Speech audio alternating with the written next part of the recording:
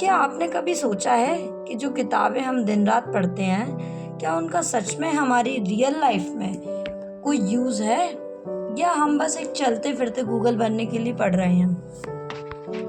Hey everyone, welcome back to I am Srishti Sharma. Today we are diving deep into one of the most powerful, logical and practical essays ever written in English literature, one of this of studies by Francis Bacon. Francis bacon को father of English assess कहा जाता है।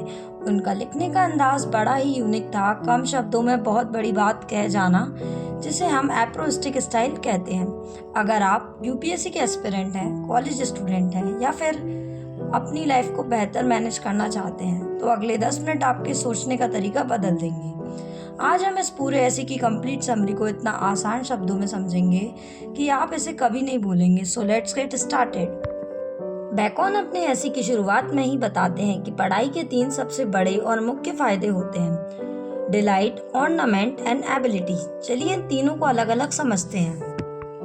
First is delight. Bacon says study serve for delight in privateness and retiring. इसका मतलब है जब आप अकेले होते हैं, आम दुनिया से दूर अपने कमरे में होते हैं, तो किताबें आपका सबसे बड़ा कंपेनियन बनती हैं। वो आपको आनंद और सुकून देती हैं। दूसरा फ़ायदा है ऑर्नामेंट, यानी आपकी बातों की सजावट।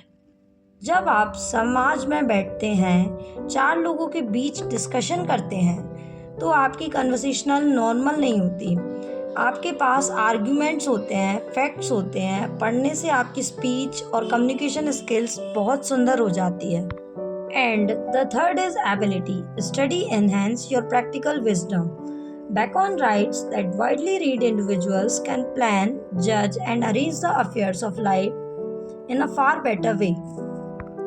जो इंसान अच्छे से पढ़ा लिखा होता है वो बिजनेस में, एडमिनिस्ट्रेशन में या लाइफ की किसी भी प्रॉब्लम में बेहतर डिसीजन ले सकता है। वो सिचुएशन को टॉप डाउन व्यू से देख सकता है जो एक आम इंसान नहीं देख पाता।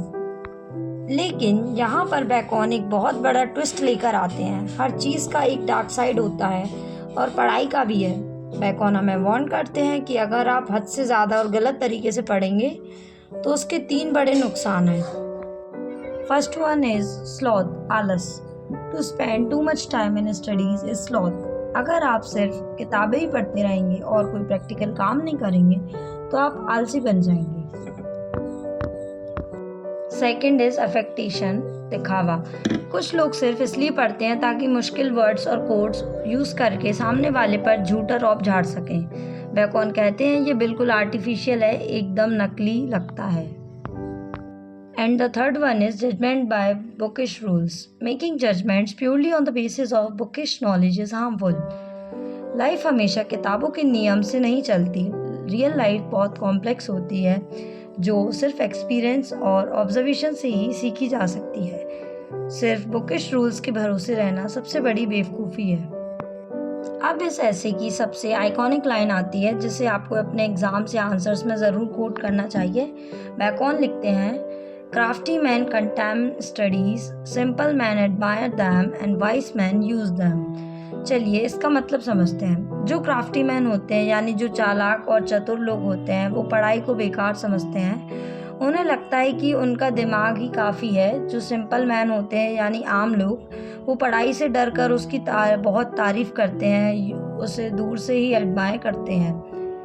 But vice man, the true intelligent people, they don't just admire or look down upon studies, they actually use them in their daily practical life। क्योंकि असली ज्ञान किताबों के अंदर नहीं, किताबों के बाहर की दुनिया में यूज़ करने से आता है।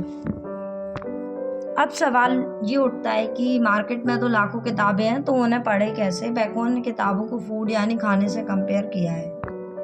He famously said, some books are to be tasted, others to be swallowed, and some few to be chewed and digested.